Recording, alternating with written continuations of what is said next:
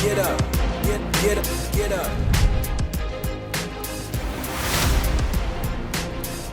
What's up, Mets fans? Welcome back to another episode of the Mets'd Up podcast, episode number 162, and we're super excited to do a little bit of a season preview interview with Mike Petriello, baseball writer, MLB.com. You've seen him all over Twitter, too. He's one of the smartest guys right now talking about baseball, and we're super excited to have Mike here talking about the New York Mets for the 2023 season, as well as just baseball in general. So first off, Mike, thank you so much for being here with us. Appreciate it. Yeah, thanks for having me, guys. Excited. So, first off, this is just, it's kind of new because it's coming out today, kind of actively as we're speaking right now, is MLB Network is doing their top 10 right now, and you've dropped your top 10 starting pitcher list. So we want to kind of just go through it and maybe, pick your brain a little bit. James is a huge pitching guy. James is what we call the pitching whisperer on this podcast. So I'm sure he'll have some good questions for you here. But the top 10, just for those of you guys who have not seen it yet: number 1, Jacob deGrom; 2, Aaron Nola; 3, Sandy Alcantara; 4, Corbin Burns; 5, Justin Verlander; 6, Carlos Rodon; 7, Shane McClanahan; 8, Kevin Gausman; 9, Framber Valdez; and 10, Shohei Ohtani. So, Mike, maybe you can give the listeners and viewers at home a little insight. I know it's top 10 right now, but what really goes into your rankings or what you're looking for with your pitchers?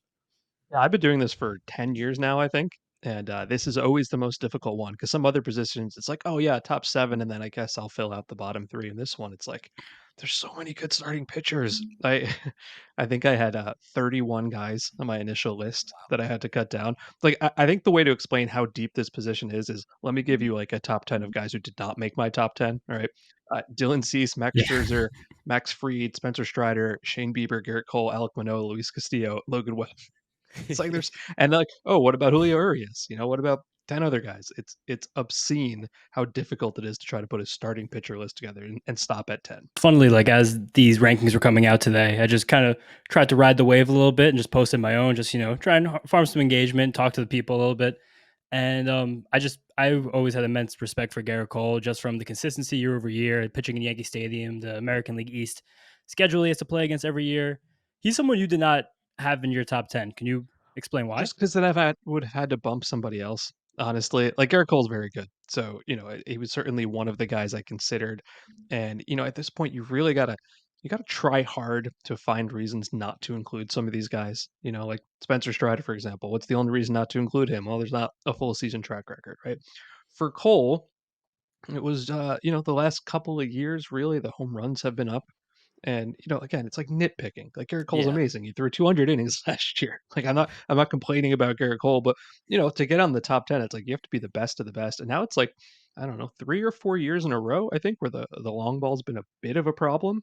And that's kind of it. That's like really all it takes at this point. I saw at the number 5 spot. I feel like Mets fans are really interested to hear your take on Justin Verlander, new free agent coming off the Cy Young season. I mean, everybody knows he's good, but what in your eyes makes him a top 5 pitcher? Yeah, I think the thing people forget about this list sometimes is that it's just projecting forward to the next season. I don't care if he's going to be any good the season after that, because then that's next year's problem. And he's 40 years old or 41 or whatever he's going to be. I'm not really betting on him for more than 1 year. But you look at what he did last year. I'm not saying he's a 175 ERA guy. That seems pretty unlikely to me. And I know the strikeouts were down just a little bit, but the way he came back from Tommy John at that age was really, I think we don't actually talk about it enough. Like I know he won the Cy and everything, but you look at the way he just has not walked anybody. Like I think his walks per 9 have been under 2 for like 4 or 5 straight years, and he's still striking guys out and he's still preventing home runs, like better last year than I think he has in a bunch of years. And when I looked at his performance, I kind of said, is there any reason to not bet on this guy for this upcoming season? And aside from age, not really. Like when's the last time has he pitched and not been very good? Like a decade ago. It's a good point. Probably 1, 2, maybe more questions I have on this. I have 2. Maybe Mark has 1, but I want to throw out 2 right now quickly. 1, I'm going to ask you another guy about an omission, Max Scherzer. I'm sure Mets fans would like to know why maybe Max Scherzer is not in this top 10. Number 2, talking about like projecting for the next year. If you had to pick a guy who was outside of, say, your top 20 that you just gave us, who you think could conceivably be in the top 10 next year, who would be your pick? Well, Max Scherzer's not here because I hate the Mets. Let's totally make that clear for everybody.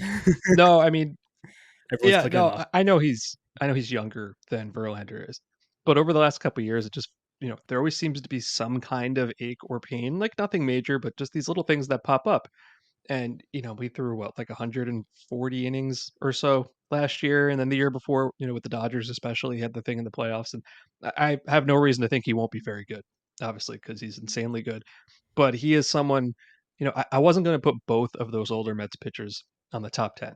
And I think I trust Verlander a little more to pitch more innings next year, even if that's kind of a weird risk to take on a guy who's going to be 40 years old. So that's why. I mean, is Scherzer in that next group of, 10 names or whatever? Yes, he is. And then how far do I have to go outside the top 25? Is that what you said? Because that's, Just any of the guys you didn't name, because I know you gave the 10, then you said you rambled off the yeah. next 10 or 8 or whatever it was. But I can't remember if I said Logan Webb, but I love Logan Webb. I feel like Logan Webb could. he was the Oh, last guy you damn said. it. Did I say Zach Wheeler? If whoever I didn't say, I'm saying. There we go. No. Zach Wheeler.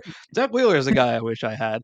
There's going to be some interesting rookies. Like I'm interested, as you all are, to see like Grayson Rodriguez, but I'm certainly not willing to put him up in that conversation at this point. Like I really like Nick Lodolo, but am I talking about him in a top 25 context right now? I don't think that I am. But yeah, if I didn't say like Wheeler, then that's a guy I really wish I'd stuck. Yeah, Wheeler's pretty good. I feel like the National League East in general, the pitching is Yeah. pretty insane in that division. Like you named the guys that didn't make the list, and that would be some of the aces or some of the best pitchers in a lot of divisions of baseball. It feels like. Yeah, absolutely. Like I said, it's starting pitching is just so good, and I feel like people don't think it's a golden age because the guys aren't throwing 300 innings like Bob Gibson would. But if you just look at the talent, like it's left and right, it's a really cool time to be watching pitching. It's also just so much more data and science in pitching now than there ever was, and it really helps these guys develop. And that's going to be a little segue now to talking about Statcast and all the work you've done there, because I think Statcast is something that's kind of, well, what's what I'm looking for? Kind of like educated like an entire new generation of baseball fans into some more kind of deeper understandings of certain things, especially pitching. So I guess it's another broad question I'm going to ask you, another two-part there. What do you think is the best thing that Statcast has brought to the evolution, analyzation of baseball? And then what do you think, if anything, you could decline, is possibly the worst thing or a negative consequence of the development of That's a Statcast loaded question. and be savant? Um, I mean, the best thing is some of the things. I guess there's two answers to that, right? Some of the things that are being measured now, I think we're going to look back and say, man, I can't believe we never were able to track that. Just like how hard did somebody hit the ball? How fast did a guy run? Like the base level skills that how many people ask me like, do you think we can know Barry Bonds' exit velocity? And like, no, we can't. But that kind of stuff just now seems so basic that the fact that we didn't have that and how quickly it's gotten involved in analysis and everything. And then the second part of that is it's not just writers, it's not just people on TV talking about it. How quickly the players themselves have used this to improve their games. I mean, there's so many examples. If you want to go back to the launch angle guys like Justin Turner and JD Martinez, but really now it's the pitchers. Corbin Burns is like an example I love. In a ERA of like 8.5, and now he's basically been my top 5 pitcher for the last couple of years because they figured out how the pitches moved and they used the data. And I kind of get a kick out of it when people are like, "Wow, guys from years ago didn't have this data." And it's like, okay, but you think if Tony Gwynn didn't have access to this, if Ted Williams had access to this, they wouldn't use it? It's like when people are like, oh, well, my grandparents didn't stare at their cell phone all day. And it's like, yeah, but if they had a cell phone, they would have stared at it all day. Yes. It's like, that's the way it works. Probably would have freaked out if they found a Yeah, cell phone. exactly. So I just think that it's information. It's stuff we almost will forget that we didn't have at some point.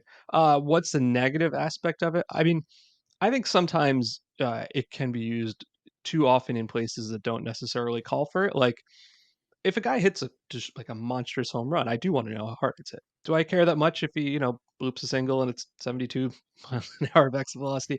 I probably don't. It probably gets obnoxious to some people sometimes. So there is probably too much of a good thing for audiences that maybe don't desire or require it for every single hit. But I guess I'll take that over the alternative, which is not having it at all. Well, I think that also brings up an interesting point too, because last year the Mets had like a very unique team in the way that they played offensively. And you wrote an article, I think in June, about how the Mets really weren't hitting the ball hard, but were still a very good offensive team. And you were one of these guys who felt like was kind of pushing the narrative that it doesn't matter that the Mets aren't hitting the ball hard because they are doing other things really well. So I feel like maybe for Mets fans, maybe you can help them a little bit understand more why you think the offense was still good, even though they weren't necessarily hitting for power or exit velo or something like that. It was deep. I mean, it wasn't reliant on one star. It wasn't just like the Pete show. Yeah.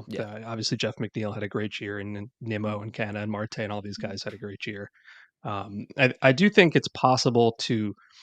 It kind of depends on how you like to consume baseball, because I think a lot of the people who got upset by that were like, "Well, it doesn't matter that we're not hitting the ball hard. Who needs to hit the ball hard?" And it's like, yeah, but if you go look at like every single year, the teams that hit the ball hard score more runs, and eventually the balls, it's not going to fall in. And you saw that in the playoffs a little bit, right? Like they Yeah. had a total power outage. I'm sorry, James. I can see you shaking your head there. I don't mean to bring up bad memories. No, it's still very open wounds. Mark knows it too. He's just better playing it off than I am Yeah. on camera. No, so I wrote that, and I think the other thing I wrote that got Mets fans all upset was like I wrote about, and I tried to paint this in a positive light. I think I titled it like they're making their own luck, right? But I pointed Yeah. out that they had played just the most garbage defenses for like the first 2 months. It was so much like Washington and the Giants and the Phillies before they fixed things up a little bit. And I was trying not to say like this is the reason the Mets are scoring runs, because like you got to press that, you got to put the ball in play and all that, and that's fine. But also those teams were playing terrible defense, and I think that did kind of even out a little bit. Like they started playing better teams. They stopped having like every ball go the right way, and the offense scuffled a little bit. And so when I look at them this upcoming season, I think they're going to be a good offense. I think they will be, I don't know, a top 10 run scoring team. Still think they're short that power bat. And maybe that's Alvarez at some point. Maybe they trade for somebody, but that is still one hole that they haven't been able to fix. I do distinctly remember from that article you put a split in there at some point where it was like Mets against the teams you said like Giants, Phillies, Nationals, a bunch of bad teams, then the teams against who were good at defense, and one of them was actually the San Diego Padres, who the Mets did struggle with mightily in the regular season, and of course it came back and hit us there. But moving on now, just talking about defense, you've done so much work in the development of defensive metrics, especially recently with OAA making major strides over the last couple of years. Could you maybe explain to our listeners what OAA is and then the difference between that and the Fangraph stats, DRS and UZR Yeah, briefly? OAA stands for outs above average, and it is the Statcast defensive metric. It's actually pretty simple. It's not entirely, but it is mostly based on how far did the guy have to go, and how much time did he have to get there, and what direction did he have to go in. And then you can put a difficulty number on that. We know that not every play is created equal. The difficulty, you could get a ground ball hit to you, and you're expected to make it, but it doesn't give you that much credit. Most defensive metrics work that way. This one's just different because it's not the eye test. It's all tracking. It's the numbers that go into it.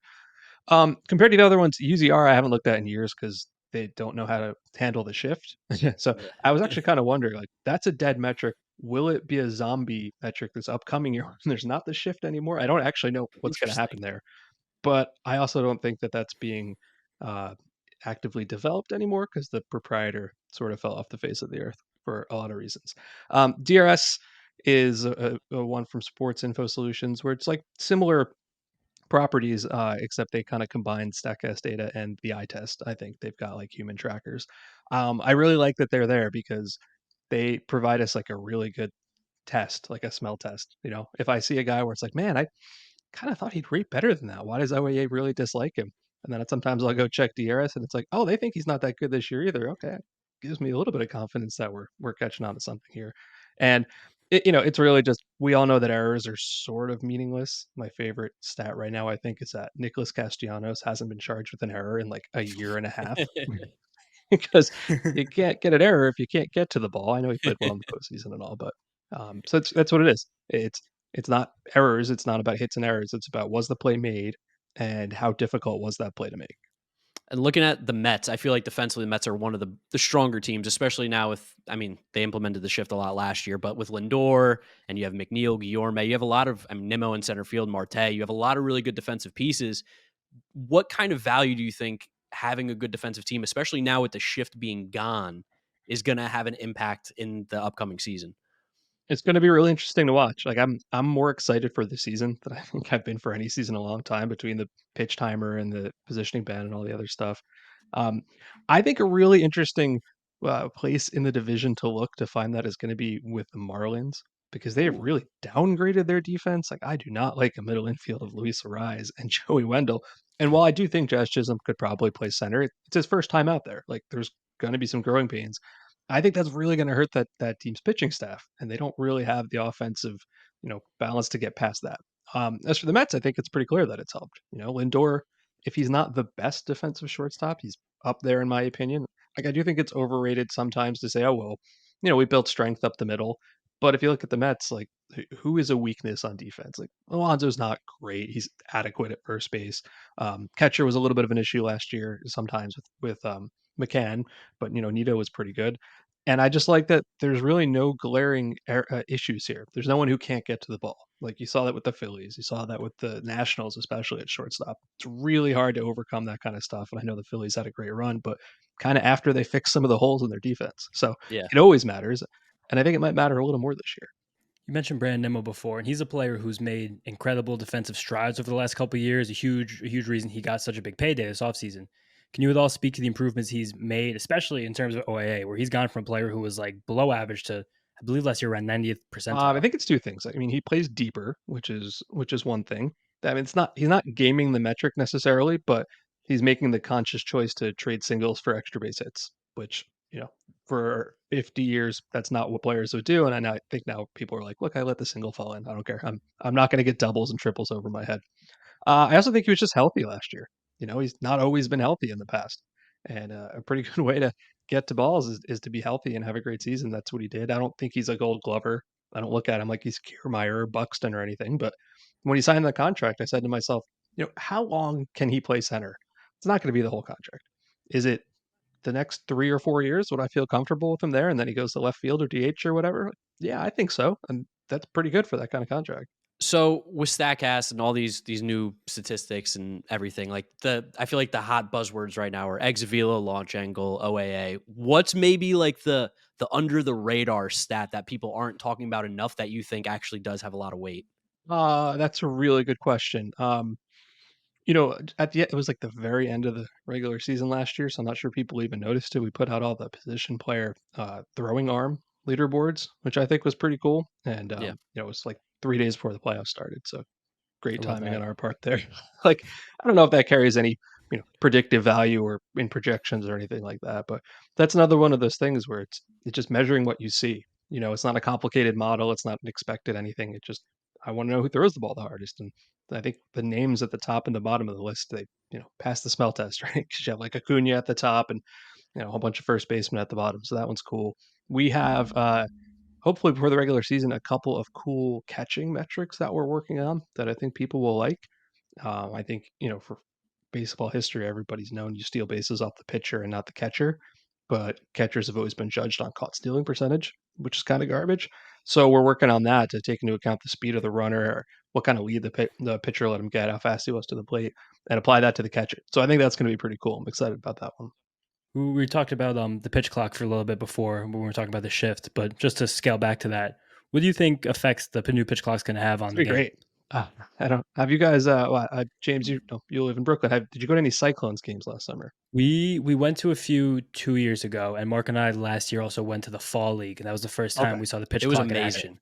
And we would do the thing where like, yeah, in the fifth inning you start talking to each other, and then you're like, oh my, it's only been 2 hours and 15 Yeah. minutes. Like we're in the And eighth so inning I now. asked that because that was the first time I saw it in person. Was last summer. I went to a Cyclones game with my son. I'm like, this is great. Like he just gets the ball and he throws the ball. And I know people get angsty about the idea that there might be a clock in baseball, but I think what's going to happen is the first 3 weeks or so are going to be rough, right? And then everybody's going to be like, this is amazing. Like if you go back to the umpires checking the sticky substances, whatever, Yeah. 99% of the guys are like, oh, fine, no problem, no big deal. And of course, there were like two guys who lost their minds, like Max Scherzer, for example. Exactly right. Um, so you're going to definitely have some issues where some of the veteran guys, especially, I think, are going to have some trouble with it. I think we underestimate how many of the younger guys have already seen this.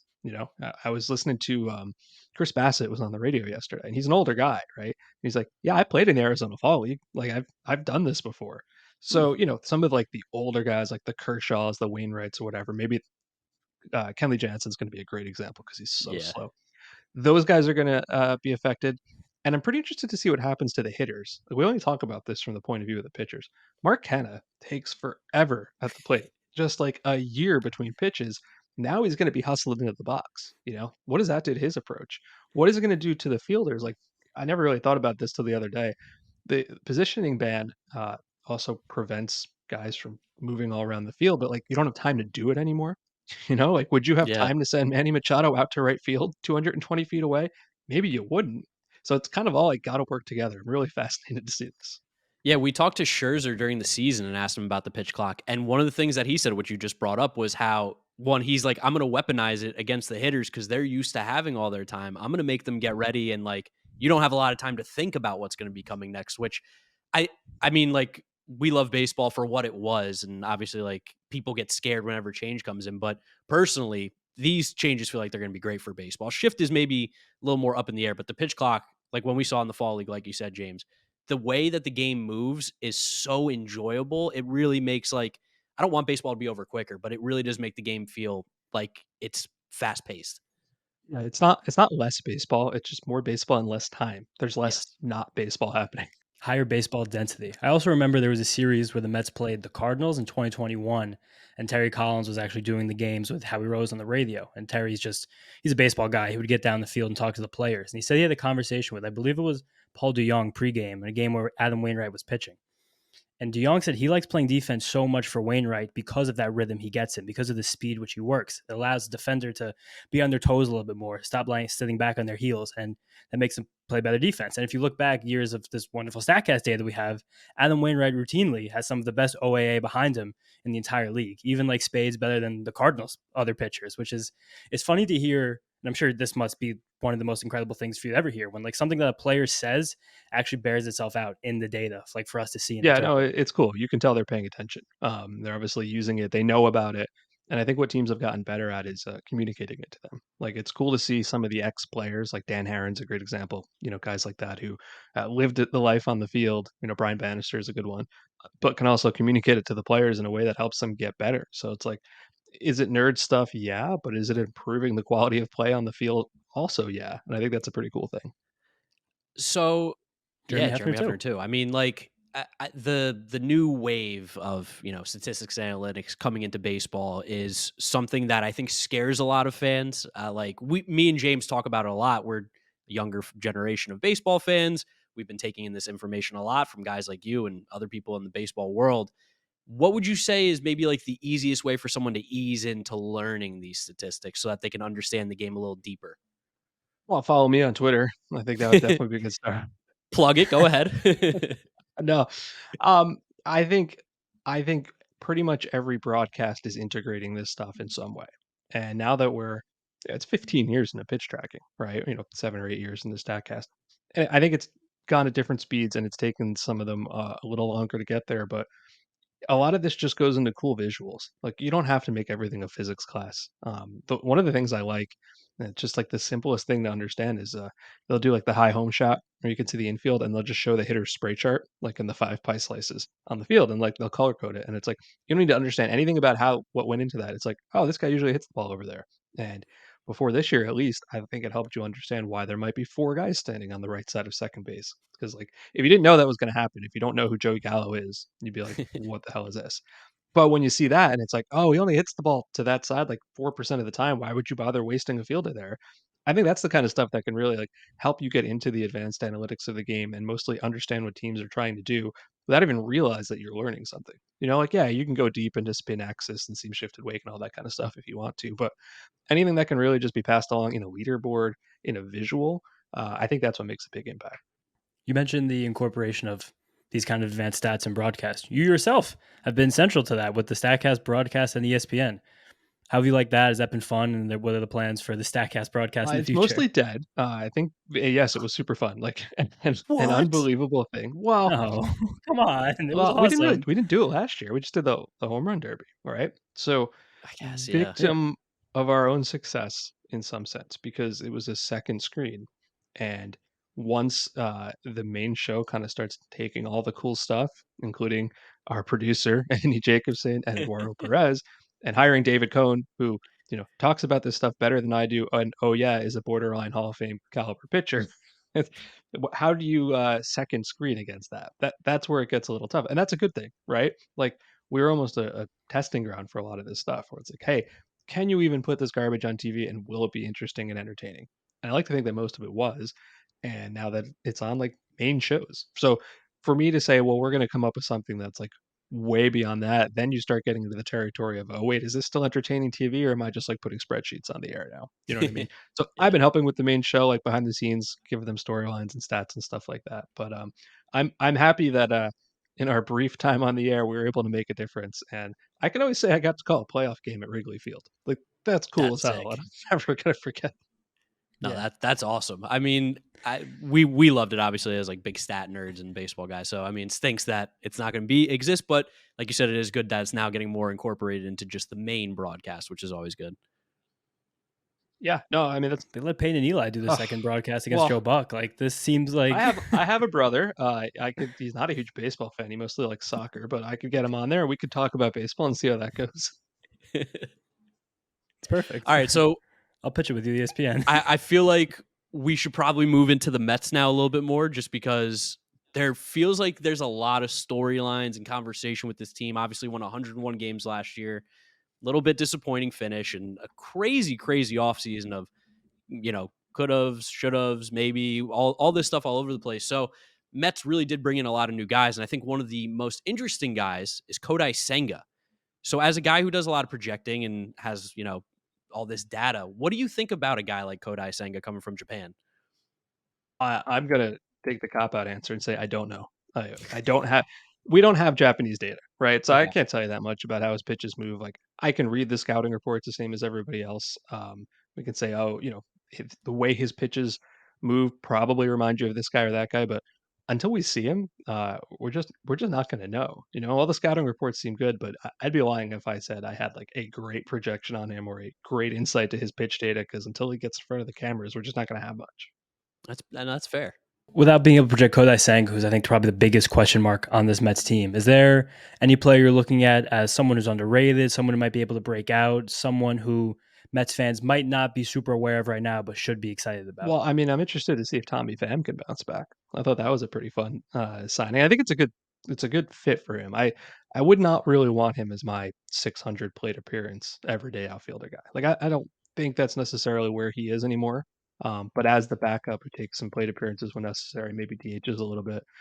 I think there's still some life in his bat, because if you go look at the Statcast metrics, it's not like quite as good as it once was, but obviously he's getting a little older, and his hard hit rate was like 90th percent last year. That's still pretty good. Is he a great fielder anymore? No. Is he strike out too much? Probably. But you put him in the right situations. What I think they're going to do, what I think every smart team is doing now is it's not so much platoon like lefty and righty. It's more like of a platoon against like pitch shapes. So if they say, man, this guy's swing, like the way his swing goes, it's really geared towards, and I don't know what it is for Fam. Maybe it's, sinker balls, maybe it's high pitches, he's spin, whatever it is for him. Those are the matchups they're going to find to put him in. And I don't think every team is good at doing that. But like we know the Giants were good at it a couple years Yeah. ago. And if you can still hit the ball as hard as he can, I think you're going to be surprised how much production you'll still get out of him.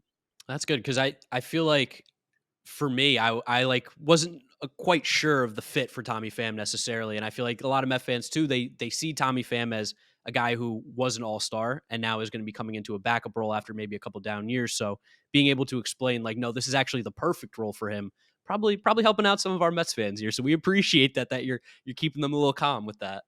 What we know, whatever I can do. You got a left-handed DH and Vogelbaum. You got some lefties in the outfield. I mean, it's going to be good. It's going to work out. Vogelbaum, Vogelback.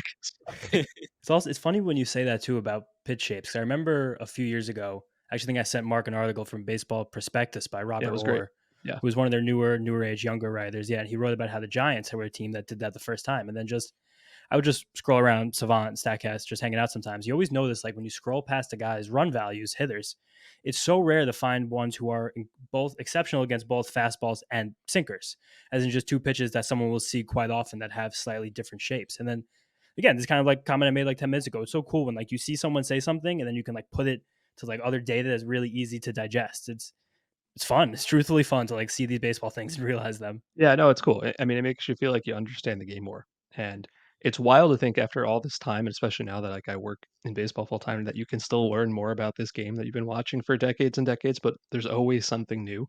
And I think that's part of why I love it so much. Okay, so you mentioned working in baseball full time, and I think we got to ask this one. We saw that you used to work for Bullmore as a digital content manager. How did you go from there to where you're at now? Because those two things don't seem to overlap at all. No, they don't. I haven't thought about that one in a minute. Okay. So I didn't get my first full-time job in baseball until I was 35, right? And it was kind of a side hustle for a while, and I had regular day jobs. Uh, for a bunch of years, I worked at a digital PR firm as a project manager and building websites and all kind of stuff. And then the first time I got sick of that, and I tried to make it work in sports, and I went to do the freelance thing, writing for Fangraphs and being an editor or whatever, and that was fine. And then we were about to start a family, and I'm like, well, I think I might need a real job with real health insurance and stuff, and because my wife was pregnant with our first child, and so I started looking around for jobs that were similar to what I'd had before, doing the project management, building website stuff. And Bullmore, so I used to live in Hell's Kitchen, and Bullmore had their main office was like 8 blocks from me, and they were paying pretty much what I'd made at the agency. And I would say it was an easy gig, but like what they were doing was not necessarily challenging. They were at the time, they bought up AMF and all these other bowling brands, and they were trying to consolidate all the brand websites. And I'm bored even talking about it, but that's basically what it was. So I did that, and then I believe like on days where MLB Network was like, "Would you come over?" And I'd say sure, and I would block my coworkers on Twitter because I didn't really want them to know that's what I was doing that day. Not that they cared because they weren't really baseball fans, but yeah, that's what happened. And I did that for a year and a half or so. It was like a perfectly fine job, and I liked the people I worked with, and it was totally fine. But I was also like writing for MLB at the time, freelance for the first year, and then that turned into a full-time job. And then I got to quit the bowling job, and that was a pretty good day. Are you a bowler at all? Like, is it an activity you enjoy for Well, I leisure? enjoy it. I'm not good at it, but yeah, it's fun to do. You were a big part of the rebirth of the hardball times about 6 or 7 years ago. I just want to ask you, like, that was like, I don't know, that was one of the things that kind of made me like develop a deeper love for baseball when I was like in college and like away from my parents' cable package, watching the Mets every single night for free. So kind of helped like reinvigorate my love. So what was it like to have a hand in that, like coming back for a certain, like not back, but just like being reinvigorated for a certain period of time? Yeah, so like I said before, when I quit that PR job and I was doing the freelance thing, at the time I was writing for Fangraphs, so I was doing that a couple times a week, and I got to be pretty friendly with David Appelman, who is the creator of Fangraphs and like one of the best people on the planet. And it came up that they had, I think, purchased the Hardball Times, and they were going to like redesign it because it was on the Super Old template. And I was like, David, you probably don't have time to build a website. I'm a freelancer now, and I know how to build websites. Like, can I help you build this website? And so they said, yeah, and kind of took on a little side contract, and I got someone to help me design it, and then I built it, which was super fun. So like, I would spend my days writing Fangraphs articles, and then at night I would, be writing up the code for this website. And I was pretty happy with the way it came out. And I was sad to see that the pandemic kind of put an end to that. Hopefully, it can come back at some point. But yeah, it was pretty wild to be like, yeah, I helped design that. I never wrote there, I don't think, but I helped design it. Bringing it back to the Mets, as much as I do love hearing about Bullmore and that whole what happened before coming into baseball. The Mets, I feel like, also have a really interesting bullpen with a bunch of different like arms and guys and ways that they throw. And one name in particular, another new guy, Brooks Raley. A lot of people see Brooks Raley as a guy who's going to be the left-handed arm that the Mets have been dying for. If you ask any Mets fan, what is one thing they've needed for the last 5 years? A left-handed reliever. And Brooks Raley is probably going to fill that role. When you look at his traditional numbers, ERA and such, you see some of the high numbers from years past. But me and James, we see he goes to the Rays. He's with the Astros, to the smarter pitching organizations. Now comes to the Mets. Had a great season last year. Like, what's your thoughts on Brooks Raley? I think you nailed it right there. Right. Anytime a guy spends time with the Astros and the Rays, that's the first thing you're like, okay, well, they see something there. He has a really interesting skill. Obviously, he doesn't throw hard. He's not like collecting a ton of strikeouts. He's getting a little bit on the older side too, but he is maybe the best guy in baseball at preventing hard contact. Like his hard hit rates, like preventing hard hit rates are just off the scale. And that's a pretty valuable thing. If you can prevent the worst kind of contact, I don't want to say it doesn't matter how many strikeouts you have, because of course it does. But he is a guy who will really go up there as a lefty and say, I'm not going to give up the big home run at this spot. And who knows how long that's going to sustain. Sometimes that's a stat that's not that stable year to year, but he's been back from Asia for 3 or 4 years now, I think, and pretty much every single year he's been absolutely elite at it. And throws like 4 or 5 different kinds of pitches, and he can spot them where he wants. So he's going to be an interesting guy. Like if you're thinking of a left-handed, fire-breathing 2016 Andrew Miller type, this is not exactly that. But if you want a guy who's going to come up and get you the double play, get out of a tough inning without allowing like an extra base hit, I think he's going to fit in really well. You mentioned limiting hard contact.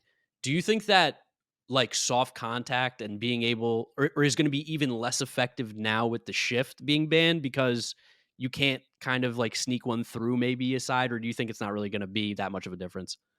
That's a great question. It's going to be hard to say until we see it. I do think people are overstating what they think the shift ban really is. I think they think that it means the four infielders have to stand in the traditional four infielder spot, Yeah. which isn't true. I was talking to someone today, and they shared with me an Eric Hosmer quote, who was at the Cubs fan convention or whatever, and he's like, "Yeah, it's really disheartening when you hit a ball hard up the middle and it's not a hit." And I'm like, "Yeah, but it's still not gonna be a hit. The shortstop is still gonna be standing up the middle, just like one step over, to the left side of second base." So I think the people who think, "Oh yeah, Anthony Rizzo's batting average is going up by 70 points or whatever," they're going to be disappointed. That said, I do think you're gonna expose some of the fielders maybe who were only at these spots because they could be positioned that well. Like if the Mhm. Dodgers are really gonna play Max Muncy at second base, still, I'm fascinated to see how that goes. And the Mets don't have that problem because Lindor is great and McNeil's capable enough at second base. But those are the kind of situations where it's like, I wonder if that's still gonna work the way it used to work. So we're in a weird context right now of people interpreting the game of baseball, where some people are like uber excited over the shift ban because they think it's gonna, bring the game back to their youth in the old days, but really might not do anything. But it might do something kind of like you said, like for those second basemen who maybe don't have the most range in the world. I know this is something that's bothered Mark for a very long time, so I kind of want to bring it up, tee him up because he might be uncomfortable broaching the subject. But Jonathan Scope has routinely led Statcast in OAA. And Mark one time spent an entire evening of his life, not even kidding with you with this, watching every single play Jonathan Scope made over like a 3-month period. So I want to maybe clear the floor for you guys to hash this out. Why does Jonathan Scope have this high of an OAA, and is he an elite defender? I don't know. I trust me, I noticed this as well. We looked into it like 3 different times during the season. I even looked into it again, like, after the season, and, I know, at first, I think I looked at his home road splits because I was like, "Okay, is there something weird about Detroit?" I was like, "Is the tracking camera off?" Like, "Okay, maybe that's it," and it was, like, identical OAA on home and on the road.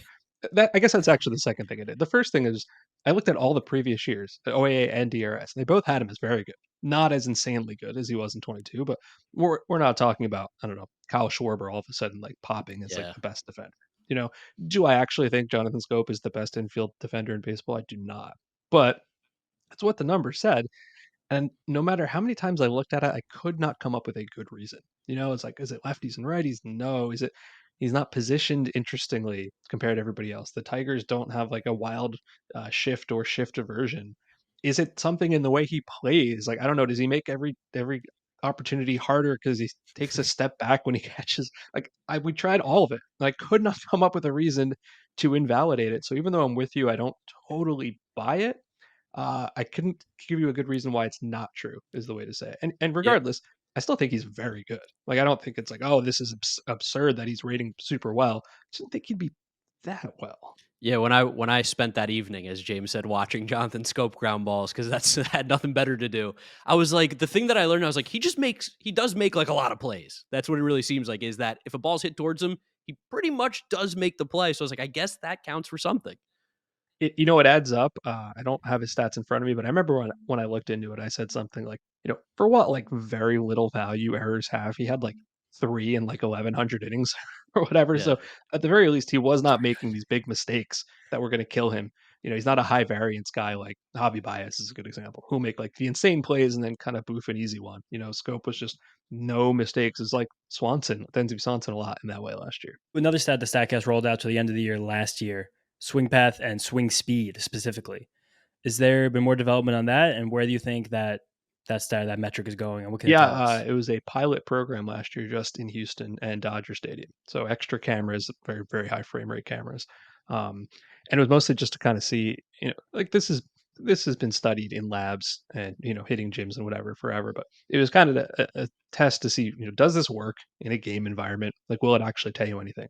And so I wrote about it a little bit in July with very limited data. It was like 2 months of data from 2 parks. So like I know I'm missing a ton of guys, right?